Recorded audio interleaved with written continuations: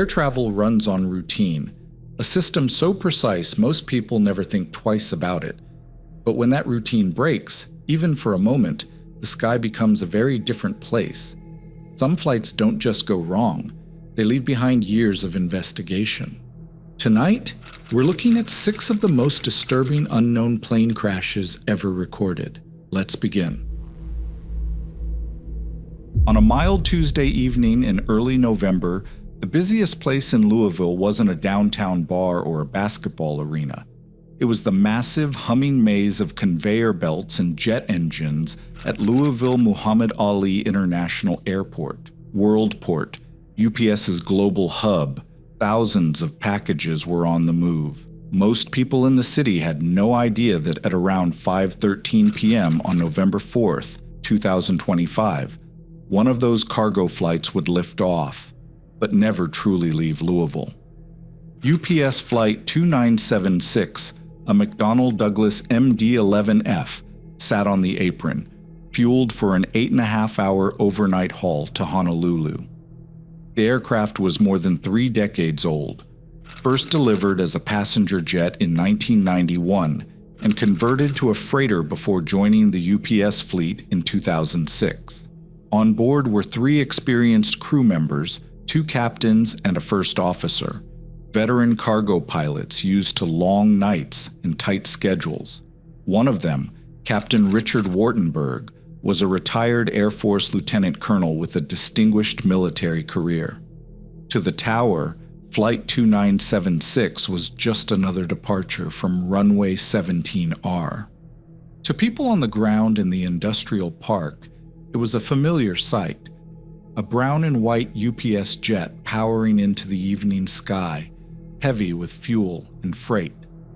And a little after 5:10 p.m., the UPS plane was cleared for takeoff. The engines began pushing at full speed, but almost immediately something felt off.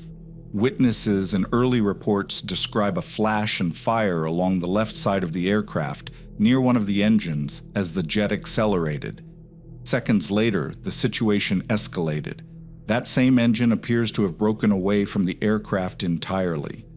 A true nightmare was unfolding right before everyone's eyes, and a stunned truck driver who witnessed the horror firsthand saw the plane's left-wing engine tear free from the aircraft, ripping apart fuel lines and severely damaging the wing itself.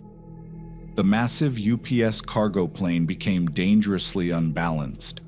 Moments later, the trucker watched in disbelief as the aircraft veered off its intended flight path, heading straight toward the industrial area just beyond the runway. Within minutes, more than 200 first responders were converging on the scene: firefighters, police, airport crews, and civilians. Early numbers were confusing. Initial reports spoke of at least 7 casualties and 11 injured. Then the count rose: 9, 12, until finally, in the days that followed, the picture sharpened. 14 people had lost their lives, 3 in the cockpit, 11 on the ground. At least 11 more were injured, some critically. To this day, there's still speculation about how and why the left engine could have separated so suddenly, without warning or explanation.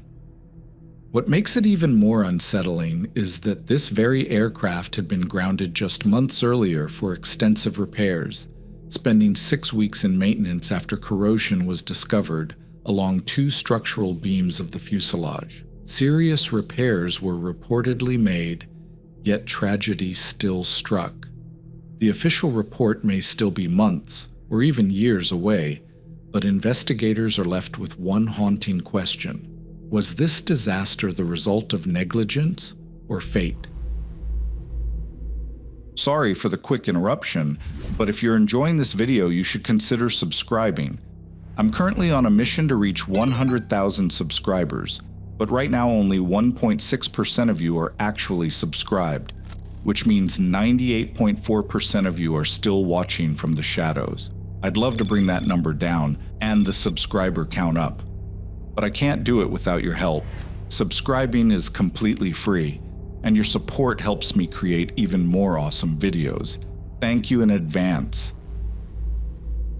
On a quiet Sunday afternoon on March 27, 1977, the small Los Rodeos airport in Tenerife wasn't supposed to be busy. It was a regional airfield, a single runway, a simple taxiway, a tower that could normally track every movement with ease. But on this day, everything changed. A bomb threat at a larger airport nearby forced wide-body jets from all over Europe and the United States to divert. Within hours, Los Rodeos Airport was jammed up with aircraft it was never designed to hold. Two of those jets were giants of the sky, a Pan American Boeing 747 and a KLM Boeing 747. Both were carrying hundreds of passengers on their way to Gran Canaria. Neither was ever meant to touch down on Tenerife that day, but fate placed them there together, on the same runway, in the same weather, at the same moment. For a while, everything seemed manageable. Crews refueled, passengers waited, and air traffic control worked to untangle the sudden surge of traffic. Then the weather began to shift. Fog rolled across the field in slow, heavy waves. 1 minute the runway was visible from the tower. The next, it vanished into a white wall. Even the parked aircraft disappeared into it, silhouettes fading in and out as if swallowed by the clouds. By the time both 747s were ready to leave, visibility had dropped so low that neither aircraft could see much beyond its own nose. The taxiway was blocked by other diverted jets, so each aircraft had to use the active runway to move into position. The KLM crew was told to taxi to the far end, turn around, and wait, while the Pan Am aircraft was told to follow behind and exit the runway at a left turn that, in the dense fog, was almost impossible to identify. As the Pan Am crew crawled forward searching for the exit, the KLM Jumbo reached the end of the runway and swung around for departure. Inside the cockpit, the crew began their final steps. Out on the runway, the fog thickened again, just as both crews in the tower were exchanging instructions. Radio calls overlapped, parts of messages cut in and out. Some words reached one aircraft but not the other. And then, at the worst possible moment, everything aligned in exactly the wrong way. Believing they were cleared, and unaware that the Pan Am jet was still ahead of them, hidden by the fog, the KLM aircraft began accelerating down the runway. In the tower, controllers still couldn't see either plane. On the ground, the Pan Am crew continued taxiing forward, unaware that a fully loaded 747 was racing toward them through the mist. What happened next unfolded in seconds. One aircraft accelerating to takeoff speed, the other still on the runway, unable to see what was coming. The tower blind behind a curtain of clouds. A chain of misunderstandings, timing, weather, and pressure, all converging in a moment that could no longer be undone. When the fog finally lifted, the runway was unrecognizable. Fire crews rushed in from every corner of the airport. Survivors from the Pan Am cabin escaped into the open air as rescuers fought through smoke and debris. For the KLM passengers and crew, there was no chance to evacuate.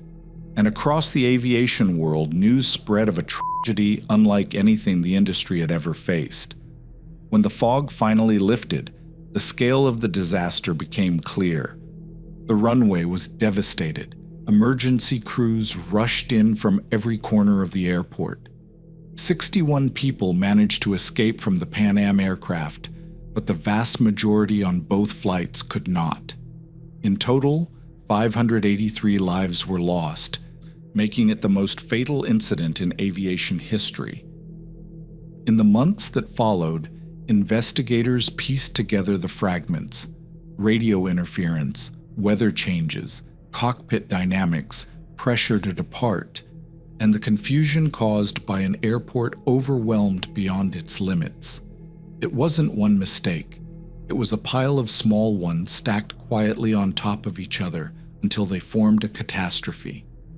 Nearly 5 decades later, the Tenerife disaster remains the worst event in aviation history. Because of that, communication protocols, cockpit culture, and global safety standards have been reshaped.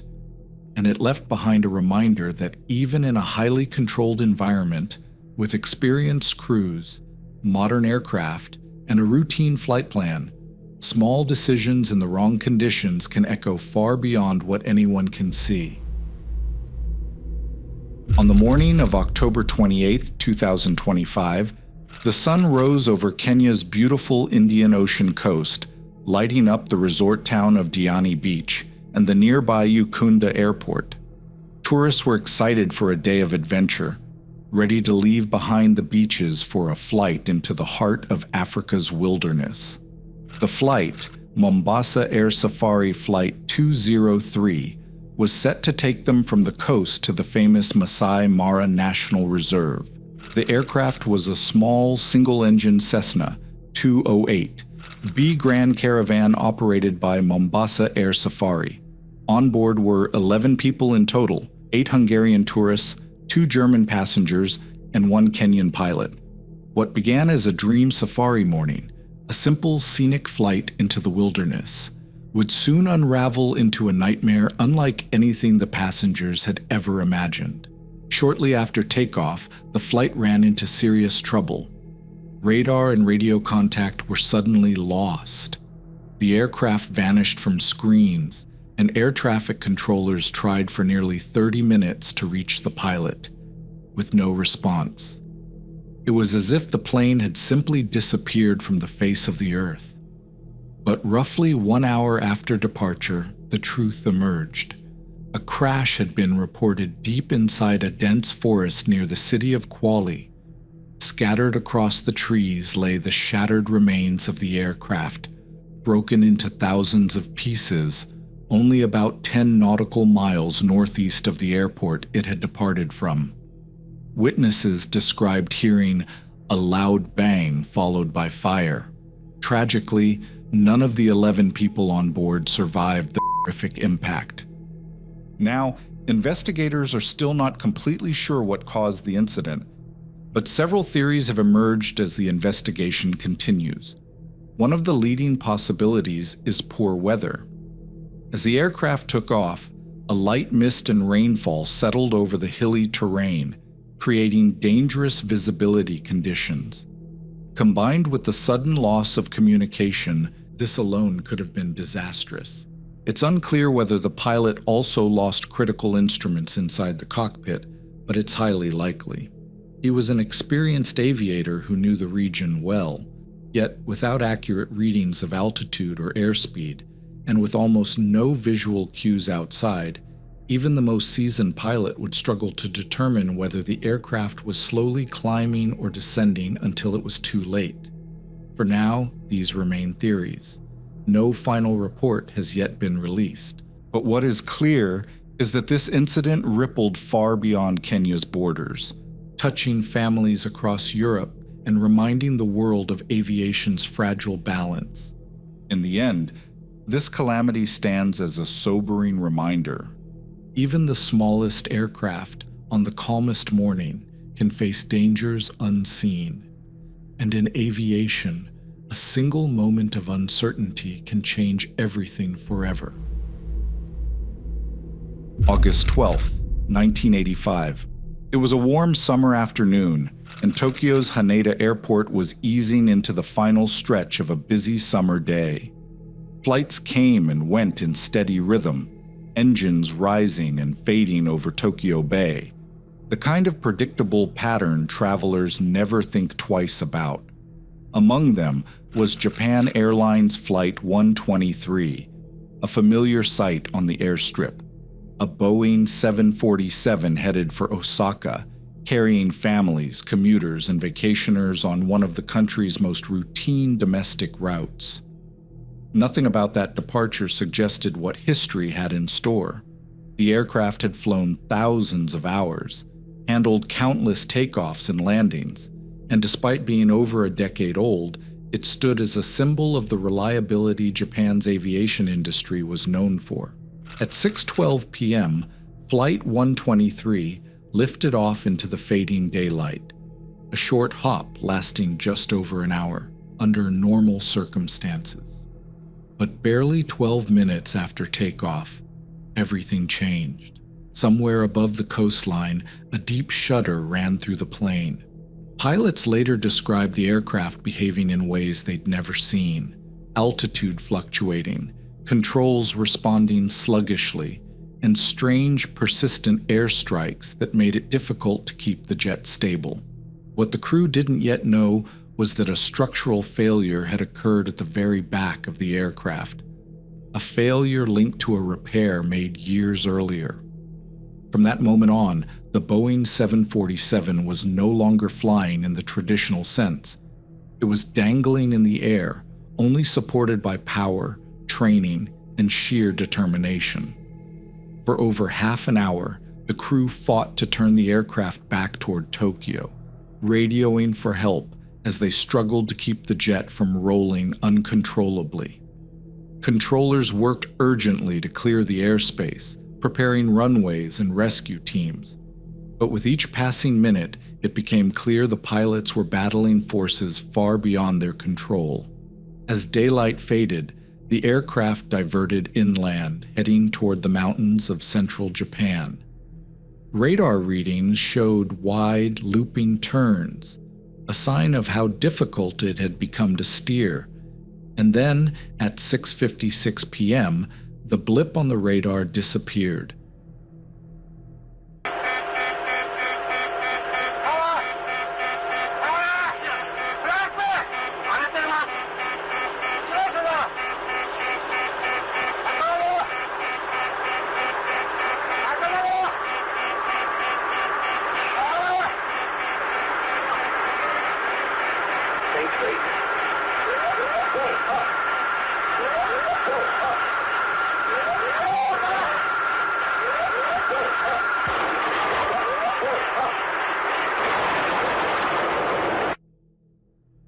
The silence that followed was heavy. It didn't take long before reports started filtering in. A large aircraft had been seen descending behind Mount Osutaka.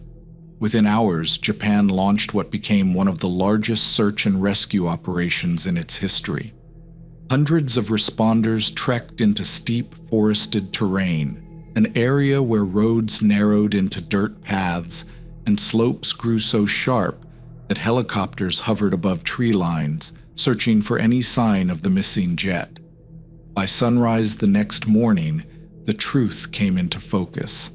High on a mountainside, responders found the remains of Flight 123 scattered across a wooded ridge, surrounded by quiet hills and drifting smoke. The scale of the incident was unlike anything the country had seen. In total, it led to 520 casualties, making it the worst single aircraft incident the world had ever recorded. Incredibly, 4 passengers survived, who carried memories of the event that would stay with and haunt them forever. While Japan was coming to terms with the event, investigators were confronted with major questions. How could a routine domestic flight end so suddenly? Why had the aircraft remained in the air for so long after the initial failure? And how could a repair made years earlier, something seemingly resolved and certified, become a key factor in such a serious accident? Answers would come slowly, piece by piece, as experts traced the event back to a single damaged component that over time had weakened until it could no longer withstand the forces of flight. Yet even with a clear explanation, Flight 123 left behind an unease that has lingered for decades. The realization of how one overlooked detail, buried deep inside a machine trusted by millions, could alter the course of so many lives. It was just after lunch on the 12th of June 2025 in Ahmedabad, Gujarat. The air over Sardar Vallabhbhai Patel International Airport shimmered with heat. On one side of the runway stood a modern Boeing 787-8 Dreamliner, painted in Air India's deep red and gold.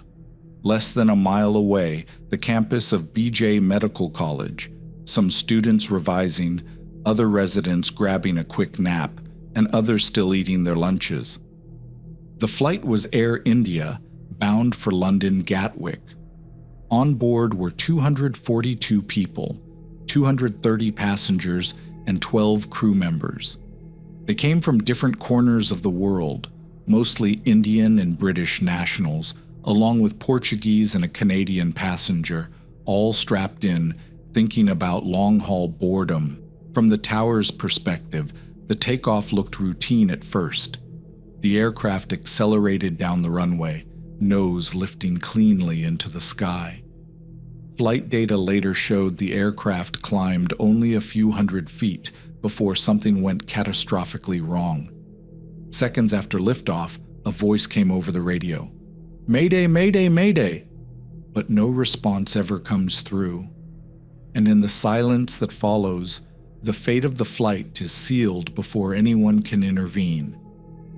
At 13:40, roughly 1 minute after leaving the ground, the aircraft appeared unnervingly low.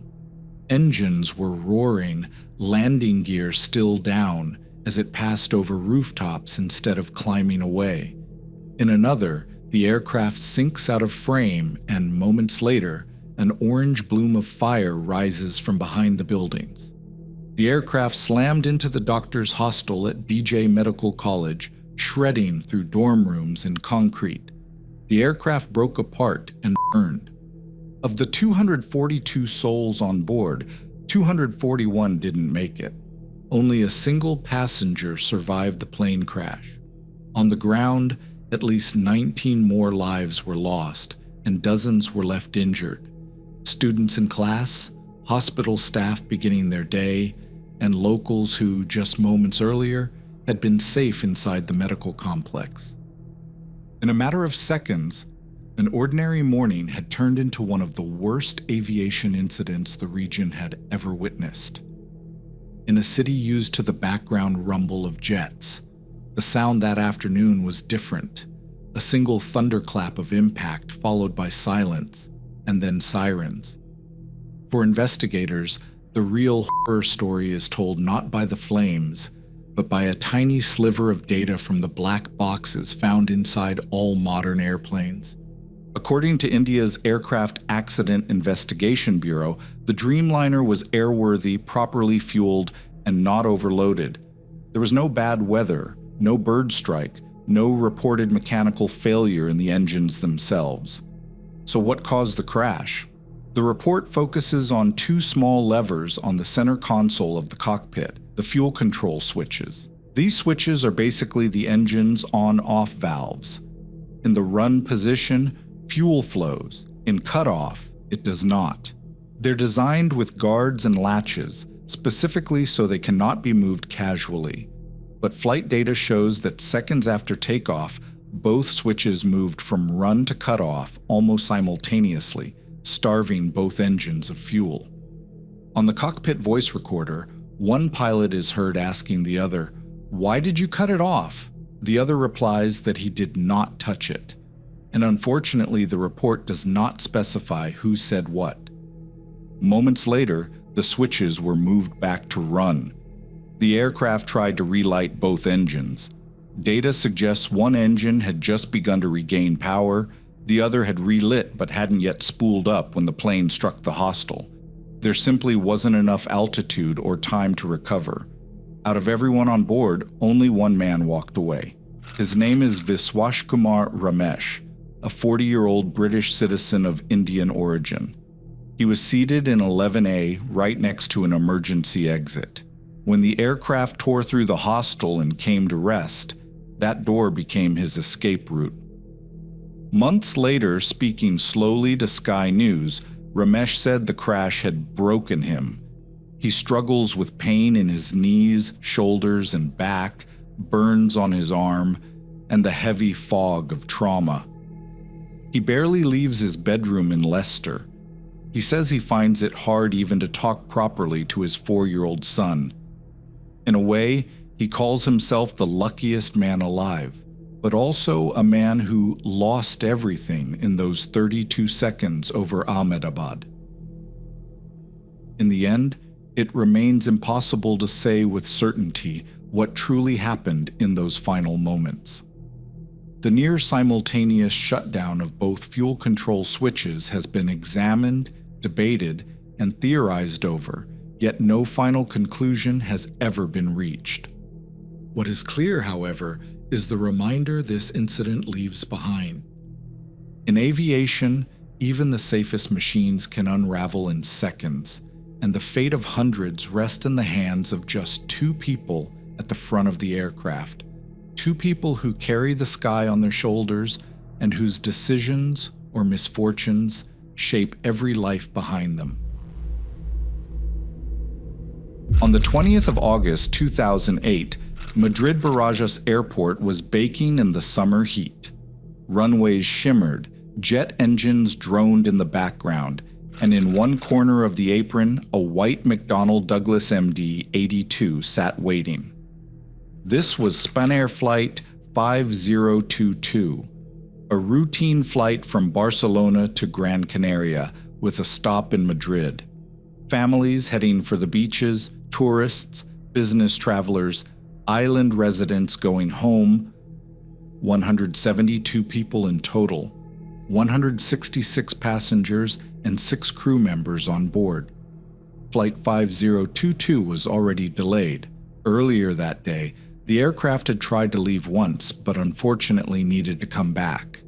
During the first attempt, the pilots noticed a warning. The rat probe heater, a small sensor that measures air temperature, was overheating. They taxied back and called maintenance. A mechanic came on board, followed the airline's manuals, and pulled a circuit breaker to shut off power to that heater, since the rulebook said the aircraft was allowed to fly without it. The fault was logged, the panel closed, and Sunbreeze was cleared again. On paper, everything was under control. The kind of small technical hiccup that happens every day in aviation, handled according to procedure. But on this airplane, on this afternoon, that small routine decision would become part of a serious chain. On this second attempt, they never actually set the flaps and slats, the movable panels on the wings that must be extended for takeoff to give the wing extra lift. The lever stayed at 0 degrees, meaning the wings were in a clean configuration, better for fast cruising, not for climbing off the runway. Normally, there's a final safety net, the takeoff warning system. If the pilots advance the throttles for takeoff and something critical, like flaps or slats, is wrong, the system is supposed to scream at them with a loud, unmistakable horn. But that afternoon, as the engine spooled up and the jet began its takeoff roll, the warning stayed silent.